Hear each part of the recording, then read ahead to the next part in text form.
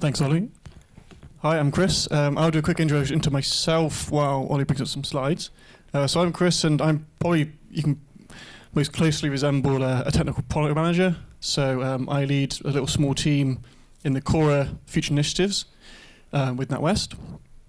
And yeah, in a nutshell, I want to try and highlight for everyone how amazing the open source community has been to enable us to test and iterate so quickly and deliver some awesome results.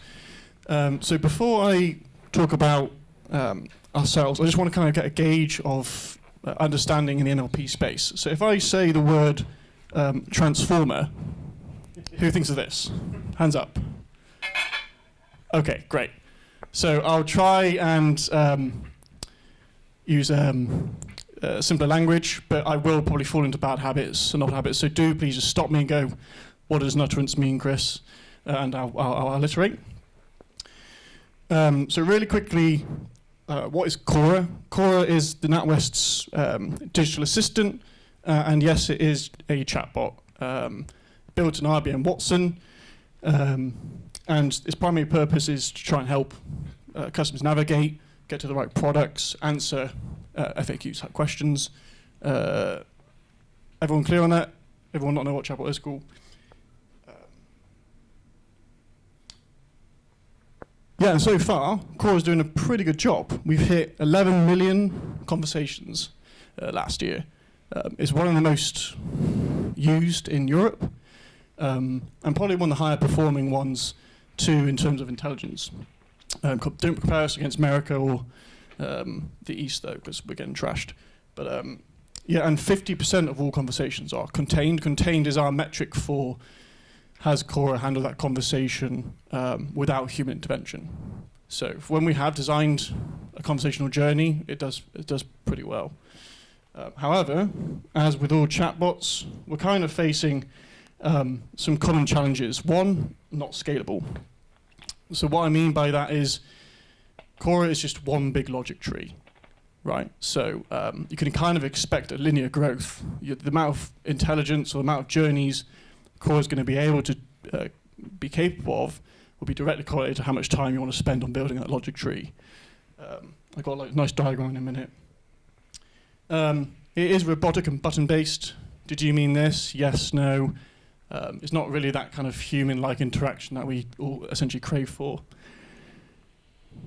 It has very limited understanding and knowledge, so I'll move on to a bit more detail on this later, but there's a lot of stuff we can't talk about just because either the complexity, governance, data access, or just outright intelligence needed to be able to have certain topic conversations.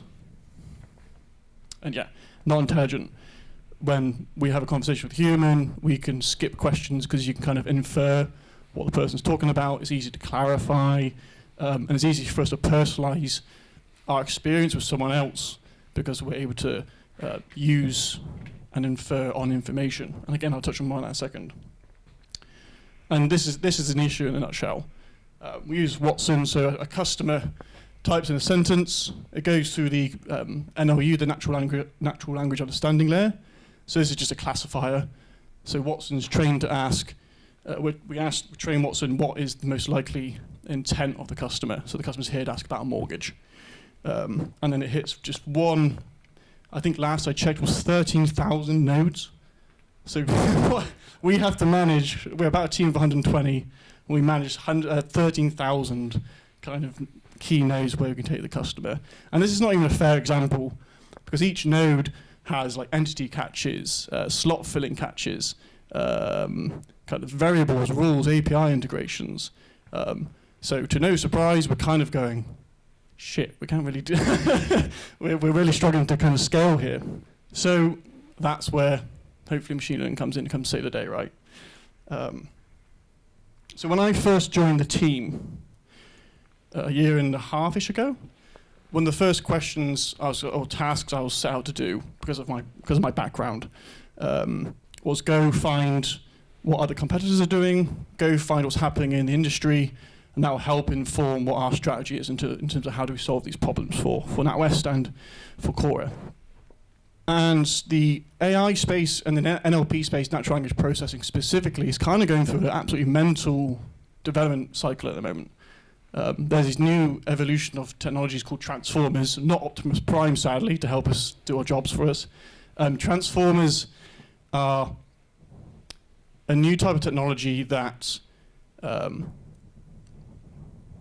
processes information differently. So this is the most simplest way I can do it. I'm happy to do another talk about how they work.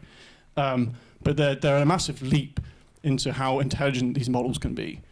To the point, this is superglue. I've highlighted in green there. That's a human benchmark. So superglue is kind of the open source community for mostly universities with extreme NLP nerds that are all trying to challenge each other to build a model that understands language best. And that's against a human benchmark. So they put this test against a human, that's human levels. And they've got models now that can classify and understand. Each one of these are kind of different types of tests of language understanding. To give a specific example, there's a test called not understanding. So if you type into CORA, I don't want a mortgage, the classifier will classify that as, this customer wants a mortgage. It doesn't see the don't. And there's many others. There's maths, there's and many more. So they've taken this against human, and we now have models that can surpass it. So even more excitingly is there's a general capability trend in the industry of domain experts. So there's models that are passing GP exams. This is what's made by Google, so that's a model that can demonstrate high school level knowledge and pass high school level tests in general knowledge. That's Gato. Math exams, so I think that was OpenAI, but they stack two transformers on top of each other and now can pass and actually write Python, bits like Copilot, but they ask math level questions, which is just mind-blowing. So I went back to my bosses and went, look, if we can build models that pass math level exams, we must be able to do something about finance, right? And so I've been starting to kind of beat the drum on this. This is my catchphrase at the moment in the bank, and it seems to be working well. What if we could provide financial guidance to every customer, not just those with a Premier account? What would that do for the bank? What would that do for the industry? And what would that do for each one of us with the cost of living crisis, all these uncertainties going on? I want to do more with my money, but there's a lot of limiting beliefs. There's a lot of terminology I don't understand. There's definitely more the bank and the finance industry can do. And this is the challenge we want to try and solve, basically. But this was maybe a year ago after my analysis. And let's just say people had a lot of doubt still. I presented kind of these findings. Who wants to take a guess at some of the potential objections I was given about when I presented to kind of these findings? What if they give the wrong advice? Mis-selling? Anyone else? From a technical perspective, what kind of potential obstacles could you see when trying to apply these models in an organisation? So many options. Bureaucracy, governance, risk, ethics, security, data access, API integrations, what competitors are doing it. So, can you prove anyone else is doing it first? And of course not. It's probably in research, if anywhere, and many more. So, cool. So I went to my manager, and I just basically went, "Please let me try. I think I can do it." And he was nice. I don't know. He saw a glint in my eye, perhaps, and just went, "All right." So he gave myself and a couple of team members a month to try and prove we could demonstrate near human capability in the financial sector. Thank God for open source. So we had a bunch of challenges ahead of us if we were going to achieve such a thing. Large language models, so all these amazing performance results you're seeing are by huge models. So it's like traditional NLP models and classifiers take seconds to train, right? It's usually small data sets and don't take long to do a simple classification job. These large language models like BERT, which are pretty common now, are billions of parameters and gigabytes in size. So, for example, there's a recent open source model called Bloom, which is a GPT-3 equivalent. And I'm probably just throwing terms most people don't know here. I'll have to do another talk about the basics. You need around 1 terabyte of VRAM to store Bloom, which, unless you're maybe just Google and the big tech companies, no one else is ever going to use. So it's kind of like, it's not useful very now, and impossible for a small little team to build a demo. We can't use any in-house data or intellectual property, because that would trigger every risk and governance procedure. Zero budget in a small team, and we have minimal compute and storage. You know, again, even training large language models like BERT take 18 hours over 800 cores, right? Is it in Python? Is it a bit slow in Python, or is it the language involved that makes it slow, or just the size? Just the sheer size of the training data usually. So I'm going to touch on the open source in a minute. I'll answer that in more detail right now. So thank God for open source. So I'd love to go into more details about each one of these, but I'm just going to go high level for now, and maybe after we can go into more detail. I started with research, so where I gathered all of my kind of evidence to say, look, here's where the market's trending. It's thanks to definitely archive.org. If does anyone not know archive? Okay, one person there. An absolutely amazing place, and like a brilliant open source community to just share knowledge and progress the field. Connectedpapers.com is awesome. So Connected Papers that basically takes the tags and the references and turns it into a graph. So attention's all you need. Obviously, one of the most famous NLP papers at the moment would be one massive node, and then it shows you all of the papers that kind of branch off it. So you can see how people have used that, how people have moved on to it. This was really useful to navigate the field and actually kind of find out what papers are useful or not.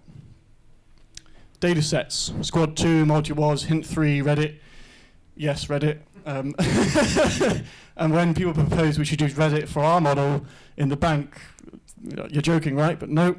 I'll move on to detail in a minute later, but one of the best models on the market at the moment is trained on Reddit, which is awesome.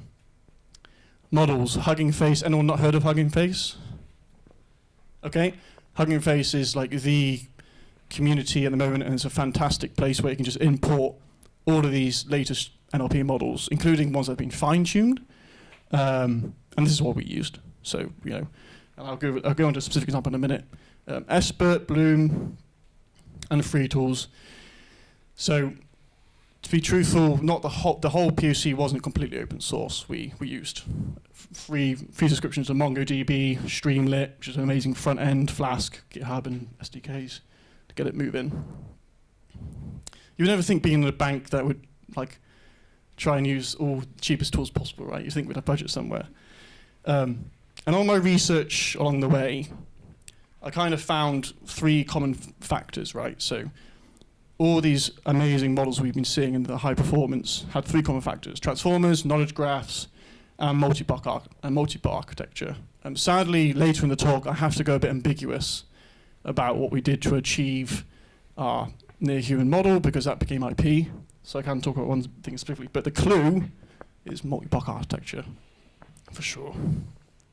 So step 1, to find our feet, was build just the very fundamental piece of a chatbot, which is the classifier. We share these slides after? Good, great. So I've got 2 links here. Esper is the kind of encoder we used. NLU++ was made by Poly AI. Shout out to those guys, Poly. That's a fantastic paper, and we basically copy and pasted what they did here. So in short, we got a transformer encoder. So this is the thing that we have a hard time fine-tuning. The traditional process for training models is you train it on one task. Let's say you want to then have that model classify a different area. You'd have to retrain it on the new data set. The problem with large models is if you try and fine-tune that, you've got to train the whole thing. And that's what's so expensive. So what the Poly AI guys did was add a really simple neural network on top. So you don't touch the encoder, which is 1 billion bloody parameters. I think my colleague Ro, I'll have to check with it. I think it was like 3 layers or something. It's tiny. So this takes seconds. So what we did with Watson, our current Watson NLU at the time was 83.6 on the K4, an alpha K4 test. Now I know this doesn't mean a lot because we can't compare against industry and it depends what our data set was. But we managed to get a 10% improvement in accuracy. This took us 2 days. By importing from Hugging Face, building a really simple NLP, which you can find any tutorial on YouTube for, and then fine-tuned our data set on the MLP head, and then the encoder does the heavy lifting. That's where the 10% performance comes from, is the encoder. And 20% short of on a low confidence. So you can imagine how over 11 million chats, and to clarify, this isn't just 10%. You can look at it inversely. So 83 is 17% incorrect, right? And that's 7% incorrect. 17% is 1 in 6 wrong. 93% is 1 in 25 wrong. So it's actually more like 4 times more effective in terms of this classifier getting things right. So 4 times more effective on 11 million chats. Yeah, suddenly you're starting to capture a lot more people. And that took us 2 days. And that's just a classifier. So now if you imagine taking this kind of principle of engineering across an entire bot, yeah, you can start to see how. So when we delivered that, a lot of people were like, holy crap. So they threw more resources at us, which is great. And so now this is what we call the sandbox squad.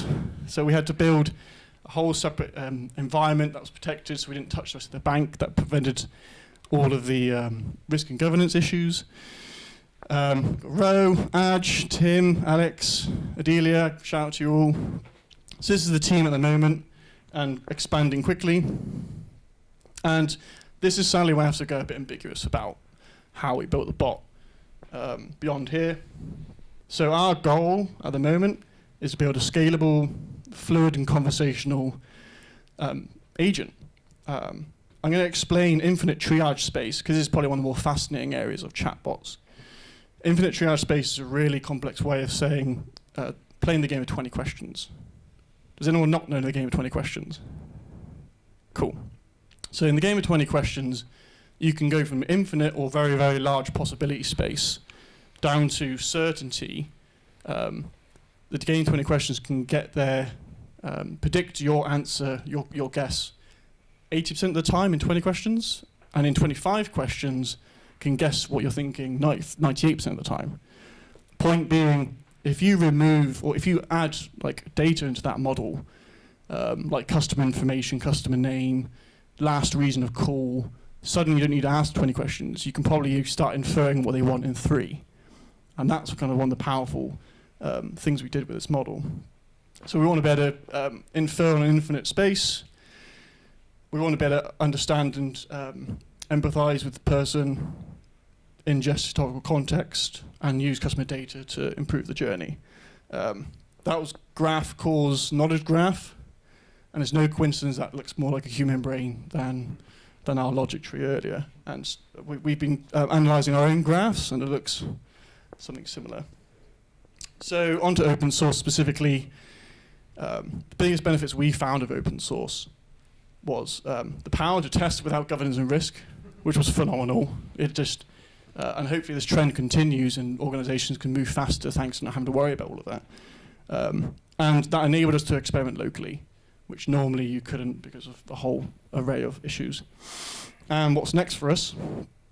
So we've built the demo, it works. So the kind of, but this is the tip of the iceberg. Accessible in-house data that's consumable. So basically, the data engineers of the bank are going to absolutely hate me because now I've built this simple model. Yeah, just feeding the data is much easier said than done. This is the particular main challenge. Legacy systems, and to be able to carry out like real-time inferencing is kind of future state. Only maybe Amazon can do such a thing. That's probably one of the biggest hurdles ahead. Governance, risk, and ethics. like AI ethics alone is still kind of a unknown. Not even OpenAI or DeepMind really know what to do with these models.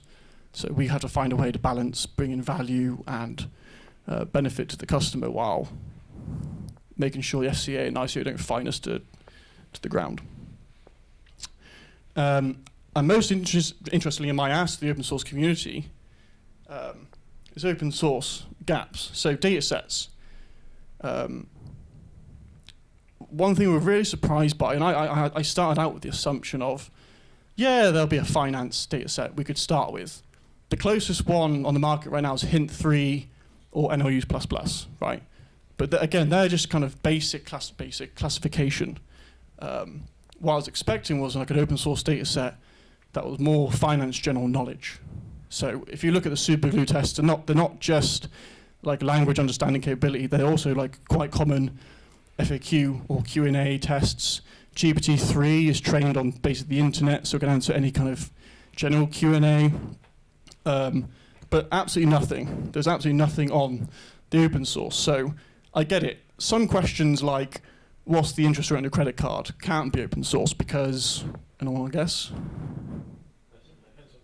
Depends on the bank. Depends on the company, so it makes sense. But questions like, can I open a stocks and shares ISA when I have a cash ISA? Or maybe a better version of this would be, what's the difference between the two? Or what's a stocks and shares ISA? Or should and that sort of question, that should be open source. Right? There should be at least a starting point or a beginner data set that you could use, because this is just general knowledge. So it might upset like Martin Lewis, but this is kind of what we're half joking at work at the moment. We're like, why don't we just scrape Money Supermarket or Investopedia? Just scrape it. Like that's going to take about 100K of Amazon Turks to clean, but in theory, it should be that simple. And again, the NLU++ example I gave earlier, that was trained on Reddit. So there's an open corpus of Reddit, 1.3 billion conversations, I think it is. They just cleaned it to their purpose and refined it down to like 200 million examples, and it works a dream. So there's so much information, financial information, and probably fairly well-structured data. I don't know why we're going to do this. So key takeaways, the future survivability of companies will absolutely depend on how quickly we can adopt this technology. We've just proven and demonstrated it, and we're going to, if this works and continues to work, we're going to gain 10, 15% of value on a relatively simple investment.